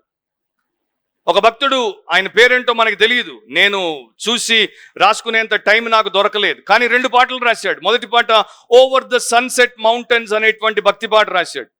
దాంట్లో పరలోకం గురించి, ప్రభు అయిన యేసు గురించి ఆయన పేర్కొన్నాడు. దాన్ని పబ్లిష్ చేయడానికి ఆయన ఒక పబ్లిషర్ దగ్గరికి వెళ్తే ఆ క్రిస్టియన్ పబ్లిషర్ దాన్ని చూసి ఒక మాట అన్నాడు, అంతా బాగుంది, కాకపోతే ఇక్కడ యేసు యేసు యేసు అనే రెఫరెన్సులు ఎక్కువ ఉన్నాయి. ఒక్క విన్నపం మీకు చేస్తాను, యేసు రెఫరెన్సులు కొంత తగ్గించి పరలోకం పరలోకం పరలోకం అనే రెఫరెన్సులు పెంచగలరా అనగానే వెంటనే ఆయన కాగితాన్ని టక్కుని తీసుకొని ఇంకో మాట మాట్లాడకుండా అక్కడి నుండి లేచి వెళ్ళిపోయాడు. పోతూ పోతూ అనుకున్నాడు, what is heaven without Jesus? యేసు లేని పరలోకం ఏంటి? సో పోతున్నప్పుడు ఆయనకి ఇంకొక పాట వచ్చేసింది అనమాట. ఈ ఎక్స్పీరియన్స్తో ఆయనకి ఇంకొక పాట వచ్చేసింది. ఆ పాట ఏంటి? రెండో పాట, I have no song to sing but that of Christ my king. I have no song to sing but that of Christ my king. ఈ రెండు పాటలు ఇంకొక భక్తి కలిగినటువంటి క్రిస్టియన్ పబ్లిషర్ తర్వాత పాటల పుస్తకాల్లో పబ్లిష్ చేశాడు. అండ్ ఇంగ్లీష్ క్రిస్టియన్స్కి ఇది రెండు కూడా చాలా ఫేవరెట్ సాంగ్స్. సో నా ప్రియ సహోదరి సహోదరులారా, యేసుతో అనుబంధం ఉన్నవారు పాడే పాటలు, యేసుతో అనుబంధం ఉన్నవారు చేసే ఆరాధనలు ఎంత గొప్పగా ఉంటాయో ఇక్కడ కూడా మనం నేర్చుకోవచ్చు. 3వ వచనంలో భూలోకములో నుండి కొనబడిన ఆ 144,000 మంది అని రాయబడి ఉంది. భూలోకములో నుండి కొనబడ్డారు. తర్వాత మరలా 4వ వచనంలో కూడా మనుష్యుల్లో నుండి కొనబడిన వారు అని రాయబడి ఉంటుంది. కొనబడుట అంటే to buy back, to redeem. ఒకటి కొదువు పెట్టబడిన దాన్ని తిరిగి రుసుము కట్టి వెనక్కి తీసేసుకోవడం, విడిపించడం అంటారు చూడండి. మేము మా బంగారాన్ని కొదువు పెట్టామండి, పోయి డబ్బిచ్చేసి విడిపించేసాం. సో పాపానికి కొదువు పడిపోయినటువంటి ప్రతి పాపిని యేసు తన రక్తం ఇచ్చి విడిపించేశాడు. దాని గురించి అపోస్తలుడైనటువంటి పేతురు కూడా 1 పేతురు 1వ అధ్యాయం 19వ వచనంలో అద్భుతంగా రాస్తాడు.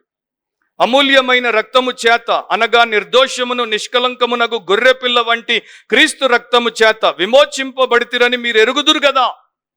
సో ఎవ్రీ టైం మీరు ఒకటి గుర్తుపెట్టుకోవాలి, మీ మీద ప్రభు చెల్లించినటువంటి వెల ఎంత గొప్పదో, ఆ వెల ఎంత గొప్పదని మీకు తెలుస్తుందో అంత గొప్ప విలువలు మీ జీవితంలో మీరు పెట్టుకుంటారు. కొంతమంది తండ్రులు అంటుంటారు, ఏయ్ నీకోసం నేను ఎంత ఖర్చు పెట్టానో తెలుసా, నీ ఎడ్యుకేషన్ కోసం ఎంత ఖర్చు పెట్టానో తెలుసా, నువ్వేంటి ఇట్లా బడుద్దా ఇలాగా తేలుతున్నావు, నువ్వేంటి ఇట్లా బుద్ధి లేని వెధవలాగా తయారవుతున్నావు, నీకోసం ఎంత ఖర్చు పెట్టానో తెలుసా అన్నారా మీ డాడీలు? తప్పకుండా అంటారు. ఎంత ఖర్చు పెట్టానో తెలుసా? నేను తినకుండా నీకు తిండి పెట్టా, ఎందుకంటే నువ్వు నా పేరు పెడతావని. ఎంత ఖర్చు పెట్టానో తెలుసా? రేపు యేసు కూడా అంటాడు, మీకోసం ఎంత ఖర్చు పెట్టానో తెలుసా?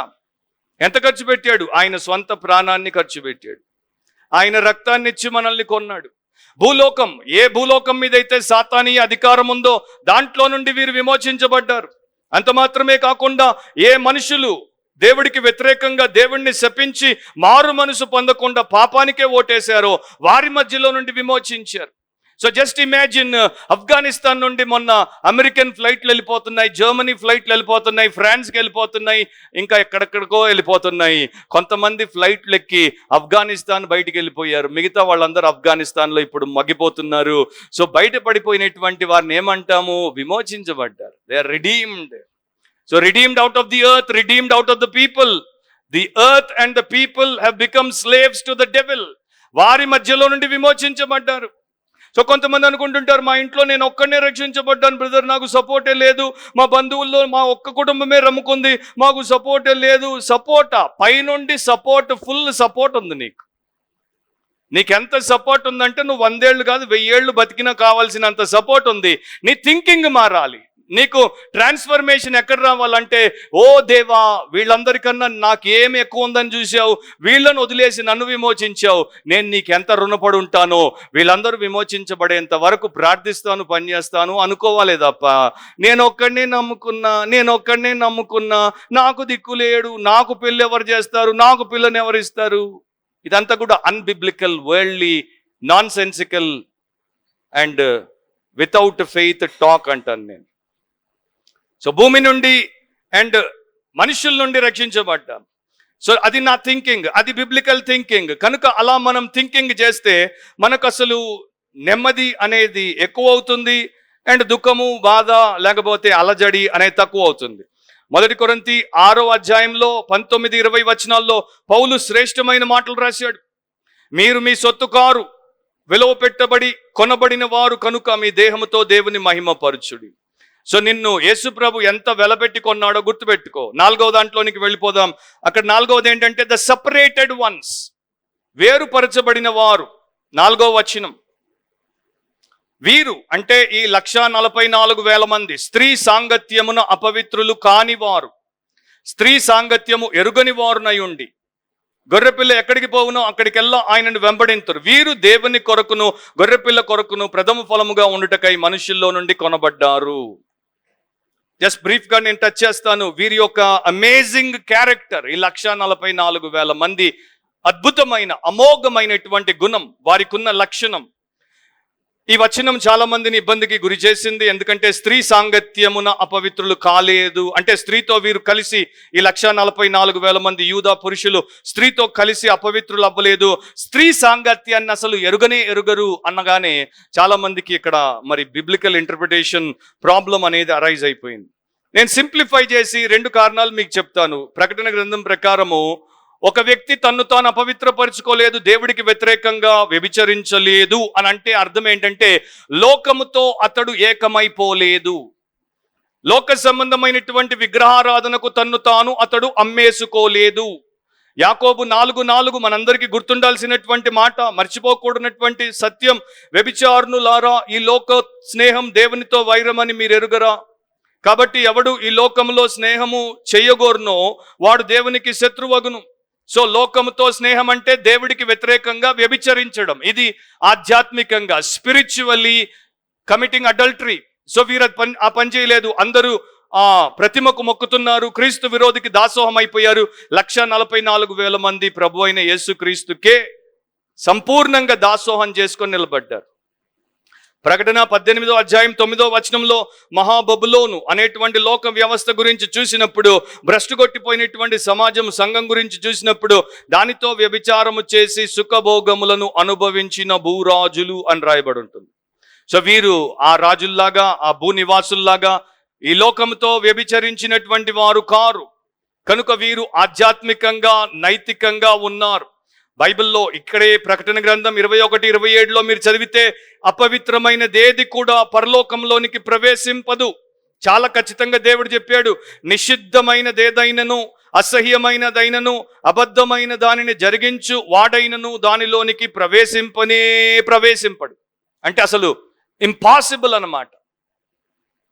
సో డిఫైల్మెంట్ అనేది ఒక పర్సన్ హోలీ ప్లేస్ కి, హోలీ ప్రెజెన్స్ ఆఫ్ గాడ్ కి డిస్క్వాలిఫై చేస్తుంది, అన్ఫిట్ గా మార్చేస్తుంది. నా ఇప్పుడు స్త్రీతో సాంగత్యం పాపం అని బైబిల్లో దేవుడు చెప్పాడా? చెప్పలేదు. ఎందుకంటే ఆది కాండంలో నీకు తోటి సహాయని లేకపోతే నీకు సాటి అయినటువంటి వ్యక్తిని నీకు ఇస్తాను, జీవిత భాగస్వామిని ఇస్తాను అన్నాడు. అండ్ ఇప్పుడు ప్రకటన గ్రంథంకే వచ్చేస్తే 2 ఎగ్జాంపుల్స్ మీకు గుర్తు చేస్తాను. 12వ అధ్యాయంలో ఒక స్త్రీ కనడానికి సిద్ధంగా ఉంది అనేది మనం ఆల్రెడీ చూసాం. అంటే ఒక స్త్రీ గర్భము దాల్చడము దేవుడి దృష్టిలో తప్పు, పాపము, నేరము కాదు. 19వ అధ్యాయంలో గొర్రెపిల్ల వివాహ మహోత్సవానికి మనం అందరము సంఘముగా తీసుకుపోబడతాం. మనమే వధువు, ఆయన వరుడు.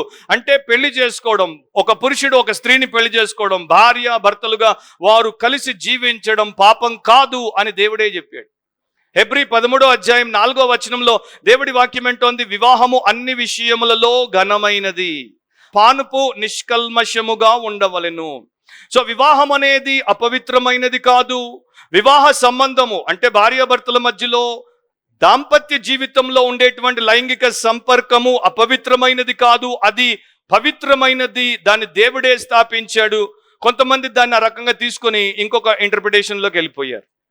నాకు చాలా ఏళ్ల క్రితం ఆంధ్రప్రదేశ్లో ఒక ప్రాంతానికి వెళ్ళినప్పుడు ఒక యవనస్తురాలు వచ్చింది. ఆ యూత్ రిట్రీట్లో ప్రార్థన చేయమంది. ఏంటమ్మా అంటే, నేను పెళ్లి లేకుండా పవిత్రురాలిగా నా ప్రభు కోసం బ్రతికేటట్టు ప్రార్థన చేయమంది. నాకు అర్థం కాలేదు. పెళ్లి లేకుండా పవిత్రత అంటున్నావు ఏంటంటే, పెళ్లి చేసుకుంటే అపవిత్రం అయిపోతాంగా.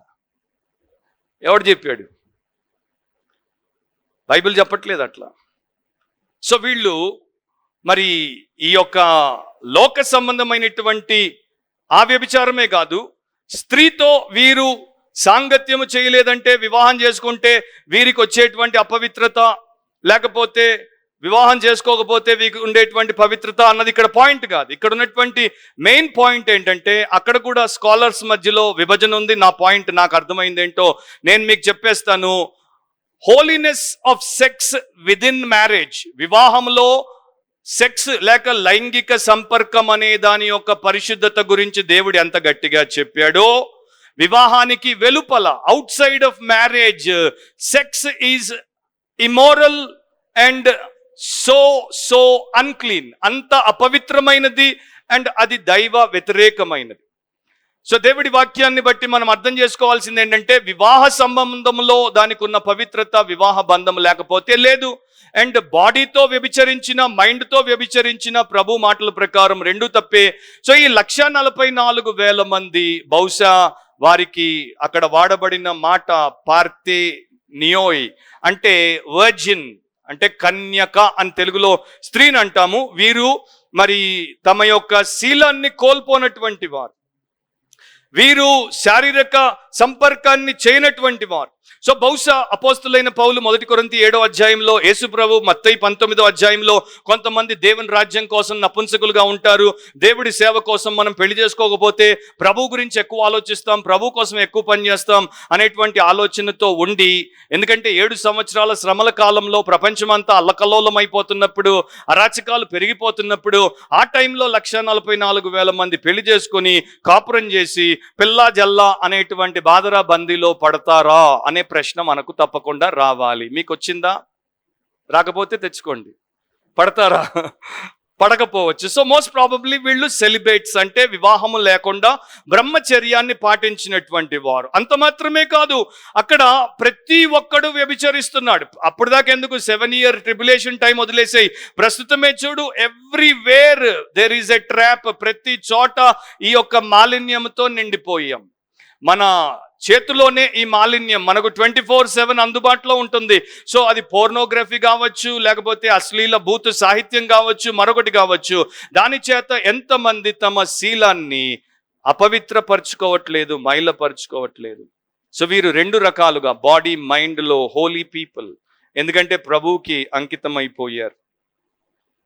గొర్రెపిల్ల ఎక్కడికి పోవునో అక్కడికెల్లా ఆయనను వెంబడింతురు. ఇది చాలా చాలా గొప్ప మాట. ఇది దీని గురించే గంటసేపు నేను ప్రసంగం చేయొచ్చు. Completely obedient, they follow the lamb wherever he goes. So యేసు ప్రభు ఎక్కడికి పోతే వారు అక్కడికి పోతారు. ఆయనకు వారు అంకితమైపోయారు, ఆయన యొక్క అనుచరులు వారు. ఆ గొప్ప మహాశ్రమల కాలంలో క్రీస్తును వీరు వెంబడిస్తుంటారు. అండ్ క్రీస్తు విరోధిని లోకమంతా వెంబడిస్తుంటుంది. బైబిల్ సత్యం ఏంటంటే, ప్రతి క్రైస్తవుడు చిన్న క్రీస్తుగా ఉండడానికే పిలువబడ్డాడు. కనుక వీరు క్రీస్తుకు తమ కమిట్మెంట్ని, రియల్ కమిట్మెంట్ని చూపిస్తారు. అండ్ ఆయన గొర్రెపిల్ల, ఆయన కాపరిగా ఒక మాట చెప్తాడు, నా గొర్రె నా స్వరం వింటుంది అండ్ అది నన్ను వెంబడిస్తుంది. పేతురు కూడా ఒక మాట రాశాడు, చాలా చక్కని మాట. మరి ఈ యొక్క విషయాన్ని ఎవరైనా పాటిస్తున్నారో లేదో నాకు తెలియదు, కానీ 1,44,000 మంది పాటించేటువంటి గొప్ప సత్యం ఏంటంటే, 1 పేతురు 2:21, క్రీస్తు కూడా మీ కొరకు బాధపడి మీరు తన అడుగు జాడల యందు నడుచుకున్నట్లు మీకు మాదిరి ఉంచిపోయెను.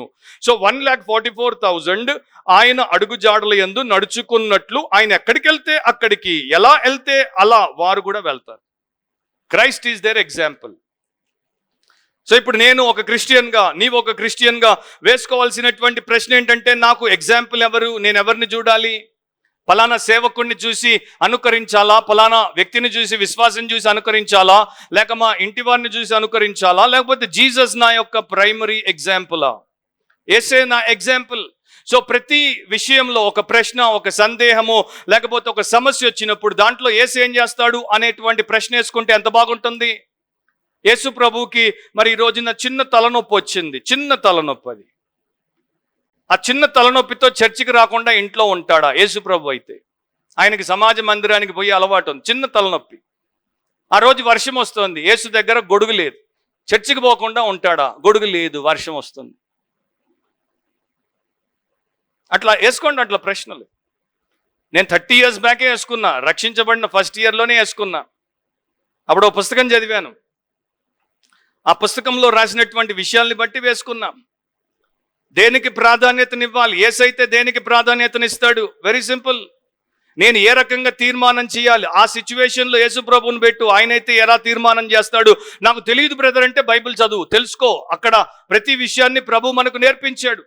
దేవుడి నోట నుండి వచ్చు ప్రతి మాట వలన మానవుడు జీవిస్తాడు. అంటే మానవుడి యొక్క 70 ఏళ్ల 80 ఏళ్ల జీవితానికి, ప్రతి విషయానికి, సూర్యుని కింద ఉన్నటువంటి ఎవ్రీ ఏరియాకి సంబంధించినటువంటి మాట ఆల్రెడీ దేవుడి నోట వచ్చేసింది, వెలువడింది, నమోదు చేయబడింది. చదువు, అండ్ దాని ప్రకారం జీవించు. జాన్ ఫిలిప్స్ అంటాడు, ఒక గొప్ప మూడీ బైబిల్ కాలేజీలో పనిచేశాడు. ఆయన తర్వాత పాస్టర్గా, తర్వాత థియోలోజియన్గా అండ్ కామెంటేటర్గా ఆయన అంటాడు, ఈ 144,000 మంది గురించి మీరు ఆలోచిస్తే వారు ఎలాంటి రైవల్స్ని అలౌ చెయ్యరు. యేసుకి వారికి మధ్యలో ప్రత్యర్థులను రానివ్వరు, తిరస్కారాలను రానివ్వరు. వెనుకబడేటువంటి తత్వమే వారిలో లేదు. వారు ప్రతిష్ఠింపబడ్డారు.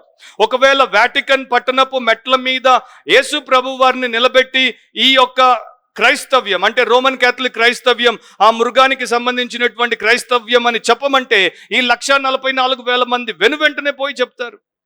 ఒకవేళ ఆ యొక్క మృగము తన యొక్క అధికారాన్ని దుర్వినియోగపరుస్తూ అందరినీ నయవంచనకు గురి చేస్తున్నప్పుడు వీరు పోయి బాహాటంగా అందరి ఎదుట వారిని ఎదుర్కొమ్మంటే, వాడిని నిలదీయమంటే, వాడి యొక్క వ్యవస్థను తప్పుబట్టమంటే వీరు తప్పకుండా పోయి ఆ పని చేస్తారు. 144,000 మంది ప్రభు మాట కోసం ఎదురు చూస్తూ ఉంటారు, ఆసక్తి కలిగి ఉంటారు.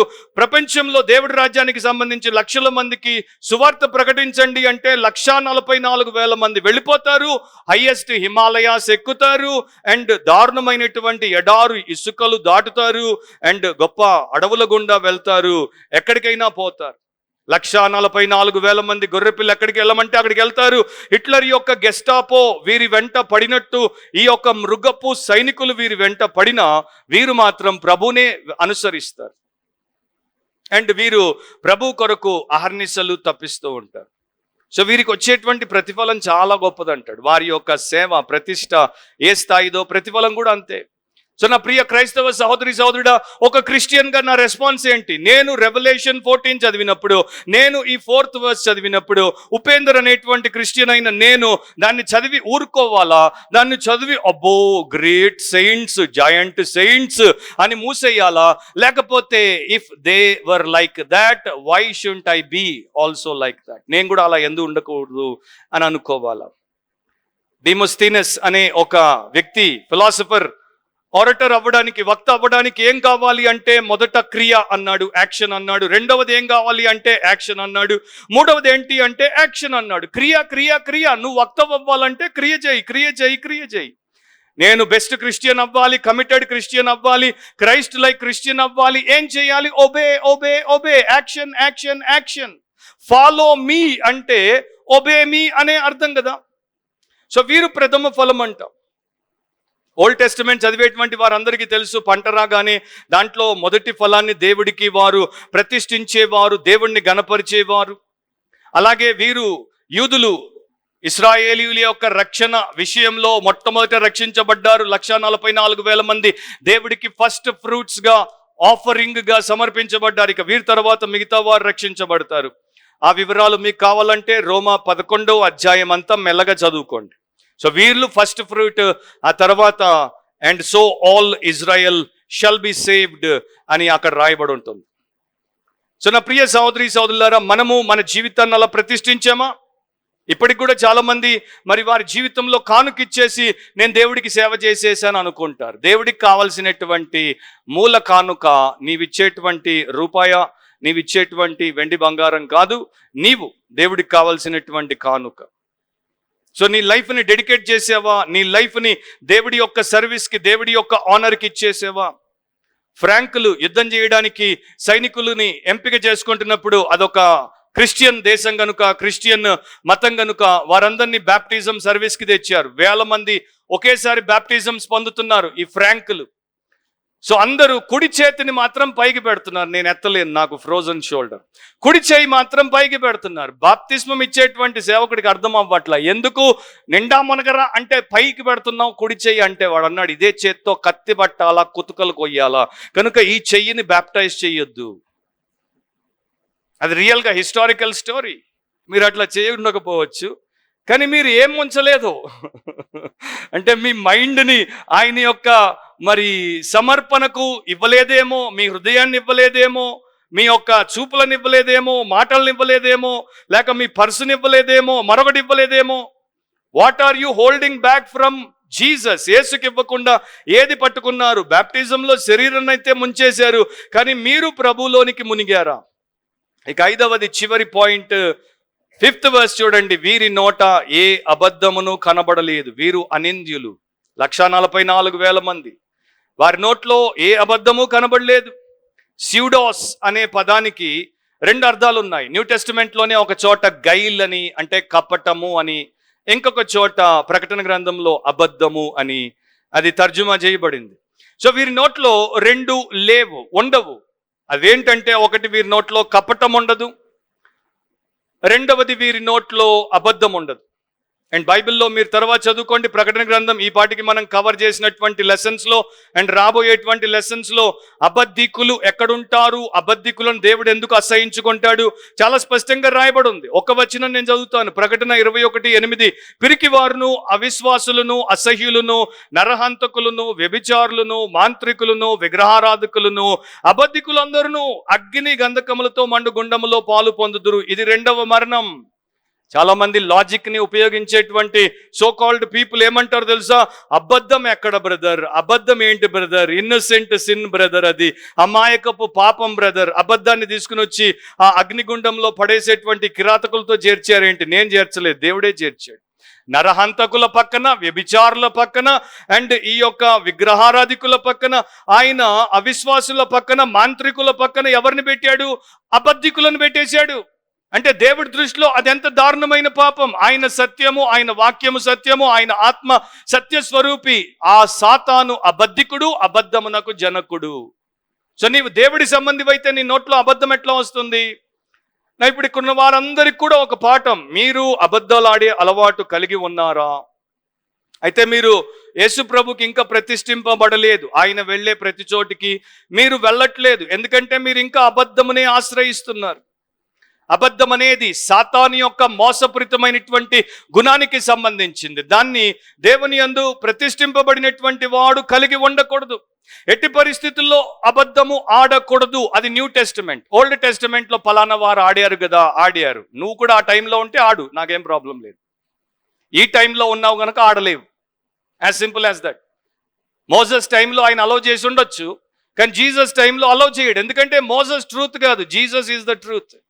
నీలో ట్రూత్ ఉన్నప్పుడు నీవు అన్ట్రూత్ని, లైని ఎట్లా మాట్లాడతావు? మాట్లాడలేవు.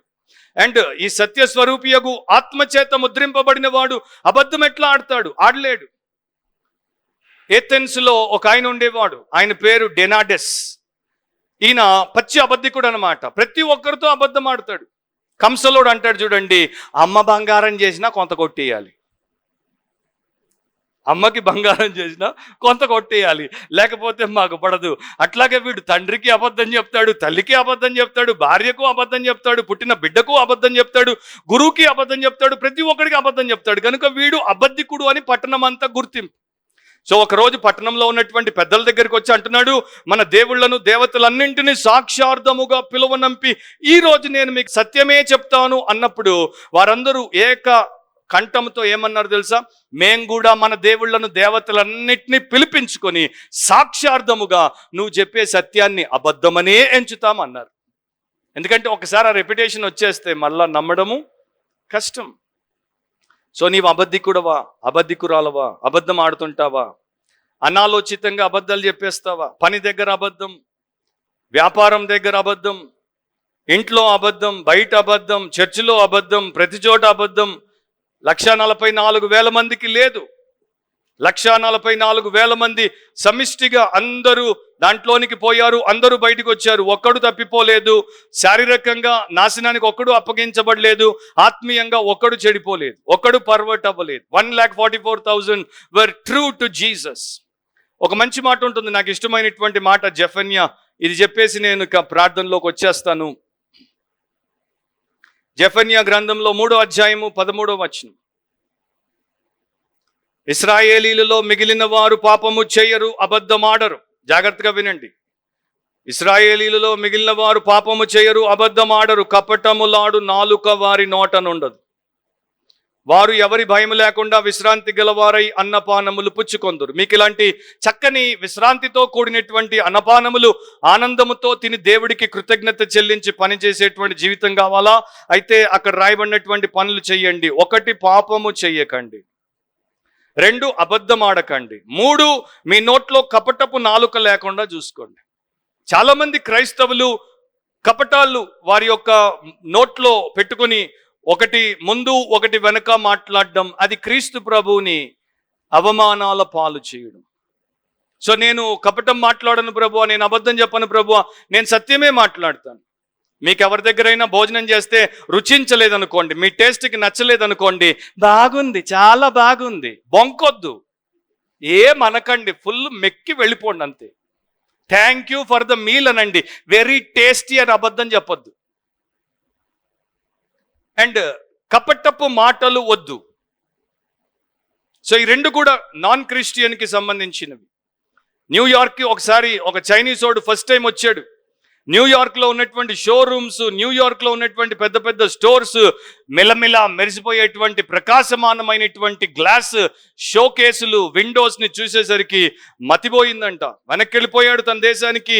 తన ఊర్లో తనకున్న చిన్న దుకాణం అంతా మురికి కొట్టి మైల ఆ యొక్క బయట ఉన్నటువంటి షో కేసులు ఉంటే ఫస్ట్ 2 రోజులు అన్నీ మానేసి వాటిని తీయించి చక్కగా కడిగేసి శుభ్రంగా చేసి మిలమిల మెరిసిపోయేటట్టు అవతల ఉన్నటువంటి షో కేసులు తయారు చేసి దాంట్లో ఇక ప్రోడక్ట్లు పెట్టడం మొదలుపెట్టాడు. దివాలా తీయాల్సినటువంటి దుకాణం మెల్లమెల్లగా మనుషులు ఆకర్షించబడి రావడం మొదలైంది, పెరిగింది. అతడు ఒకదాని పక్కన ఇంకొకటి పెట్టుకుంటూ పోయాడు. అండ్ అతడు చెప్పేటువంటి విషయం ఏంటంటే, ఆ యొక్క షో విండో ఎంత క్లీన్గా అండ్ ఎంత బ్రైట్గా ఉంటే అంత ఎక్కువ మందిని ఆకర్షిస్తుంది. సో నీ లైఫ్ కూడా యేసు ప్రభు యొక్క ఒక డిస్ప్లేని లోకానికి చూపిస్తోంది కదా. నీవు ఎలాంటి వ్యక్తివి అనేది 2 రకాలుగా, ఒకటి నీ క్రియ, ఇంకొకటి నీ మాట. ఈ రెండింటిలో నీవు జాగరూకుడవై ఉంటే చాలా జాగ్రత్తగా నీ జీవితాన్ని జీవిస్తావు అండ్ ప్రభువుని గణపరుస్తావు. అండ్ వీరు అనింద్యులు అని కూడా ఒక మాట ఉంది. అనింద్యులు అంటే నింద వీరి మీద పడలేదు. జస్ట్ మీరే 7 సంవత్సరాలు ఆ యొక్క శ్రమల కాలంలో ఉండి నిందపడకుండా బయటికి రాగలరేమో ఆలోచించండి.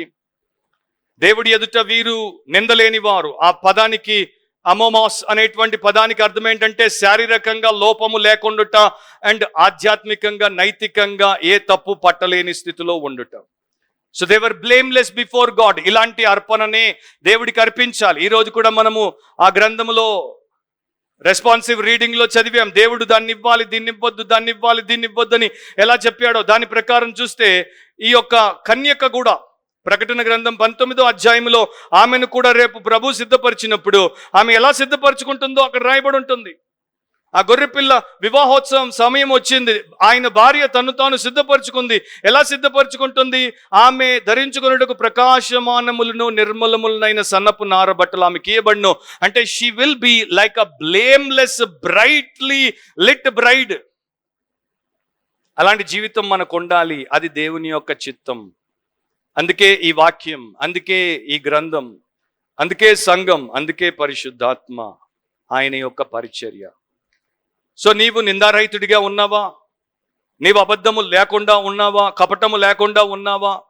స్త్రీ సాంగత్యం విషయంలో పెళ్లి కాని వ్యక్తివైతే, స్త్రీవైనా పురుషుడివైనా ఎవరివైనా, నీ మనస్సు స్వచ్ఛంగా పవిత్రంగా ఉందా? ఎవరితో అయినా సరే నీకు మానసికంగా సంబంధం ఉందా? వారికి తెలిసినా తెలియకపోయినా నీవు మానసికంగా ఇంకొకరితో ముడిపెట్టుకుంటే దేవుడి దృష్టిలో అది అపవిత్రతే. అండ్ శారీరకంగా అలాంటి సంబంధం ఉండకూడదు. పురుషుడైనా స్త్రీ అయినా ఇద్దరికీ ఒకే రకంగా బైబిల్ చెప్తోంది. సో మనం పవిత్రంగా ప్రతిష్ఠింపబడి ప్రభు కొరకు ప్రభు పక్కన నిలబడుతున్నామా? ఒకవేళ లెట్ మీ ఈ రకంగా అడిగేసి ముగించనివ్వండి. ఈరోజు ఇప్పుడే ప్రభు అయిన యేసు ఆ సీనాయి పర్వతం మీద నిలబడినట్టు ఇక్కడ VWCలో మన మధ్యలో నిలబడ్డాడు అనుకోండి. మీలో ఎంతమంది ధైర్యం చేసి ఆయన పక్కన వచ్చి నిలబడతారు? ఇట్లా నేను ఫోటో తీస్తా. ఎంతమంది నిలబడతారు? అమ్మో, పాస్టర్ పక్కనే నిలబడడానికి నాకు దమ్ము లేదు, ఇక జీసస్ పక్కన ఇప్పుడే నేను రెడీ కాదు. I'm not prepared. I have to go wash my self thoroughly, clean my self thoroughly and then I will come back. అలా ఎప్పుడో కాదు, ఇప్పుడే ఉండు, ప్రతిరోజు ఉండు. ఎందుకంటే ఆయన ఎప్పుడు వస్తాడో మనకు తెలియదు. ఆయన వచ్చినప్పుడు మనం సిద్ధపడ్డామా అన్నది ప్రశ్న. నిద్రపోయేటువంటి వారంగా కాకుండా బుద్ధిగల కన్యకలుగా బుద్ధిగల పవిత్రురాండ్రుగా బ్రతుకుటే మూలం. అలాంటి కృప దేవుడు మనలో ప్రతి ఒక్కరికి అనుగ్రహించునుగాక. తలంచండి. వారే విజేతలు. నీవు కూడా విజేతగా ఉండొచ్చు నీ జీవితంలో. క్రీస్తు కొరకు విజేతగా ఉండుట కన్నా గొప్ప ధన్యత లోకంలో మరొకటి లేదు. ఉద్యోగంలో, వ్యాపారంలో, క్రీడలో, రాజకీయంలో, మినిస్ట్రీలో, మరో దాంట్లో విజేతను కాదు, యేసుక్రీస్తులో విజేతగా ఉండుట. I must be victorious in Jesus, because the Lamb of God, the sovereign Savior, has overcome everything, and I will stand with him one day in that glorious millennial kingdom, and then forever and ever. ప్రేమగల మా తండ్రి, మీ యొక్క కృపను బట్టి, మీ కనికరాన్ని బట్టి, మీరు మాకు మరలా ఇచ్చేటువంటి ఈ యొక్క ప్రేమ గల సందేశాలను బట్టి మీకే కృతజ్ఞతలు. నన్ను మమ్మను కనికరించండి. ఆ 144,000 మంది పరిశుద్ధులకున్న ప్రత్యేకమైనటువంటి జీవితాన్ని మేము కలిగి ఉండే కృప దయచేయండి. మా పాపములను క్షమించండి, మా అబద్ధములను క్షమించండి, మా కపటములను క్షమించండి, మా 2 నాలుకలను క్షమించండి, వేషధారణను క్షమించండి, అండ్ మాలో ఉన్నటువంటి ప్రతి విధమైనటువంటి లోకముతో అండ్ అనైతికమైనటువంటి విషయములతో ఉన్న వ్యభిచార సంబంధములను క్షమించండి. మమ్మల్ని వేరు చేయండి, మమ్మల్ని విమోచించండి. మీరు మహిమ పొంది ఇతరులకు మేలు చేయమని యేసు నామమున అడుగుచున్నాం తండ్రి. ఆమేన్.